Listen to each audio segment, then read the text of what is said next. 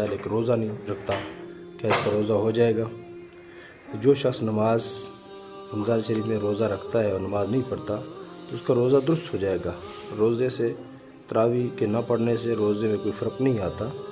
نماز نہ پڑھنے کا گناہ ہوگا، فوت شدہ نماز کی قضا لازم ہے۔ واضح ہے کہ نماز اور روزہ دونوں الگ الگ فرض ہیں، دونوں الگ عبادتیں ہیں۔ روزہ الگ عبادت ہے، فرض الگ عبادت ہے، تراویح الگ عبادت ہے، ایک دوسرے پر موقوف نہیں ہے کہ روزہ اگر رکھے گا تراویح نہیں پڑھے گا تو اس کا روزہ نہیں ہوگا، یا تراویح پڑھے گا روزہ نہیں رکھے گا تو اس کی تراویح نہیں ہوگی، ایسا نہیں ہے۔ اور بعض لوگ ایک دوسرے کو طعن و تشنیع کرتے رہتے ہیں کہ جس کی کیا نماز ہے، اس کا کیا روزہ ہے۔ یہ نہیں کرنا چاہیے، جتنا ہے عبادت اس پہ حوصلہ افزائی ہو، دوسرے کی اس کو ترغیب ہو تو روزہ رکھنے کی صورت میں روزہ کی گرفت سے بچ جائے گا، اور نماز نہ پڑھنے کی وجہ سے وہ نماز کی گرفت ہوگی اور عذاب ہوگا۔ اس لیے جو شامیہ اور بہت ساری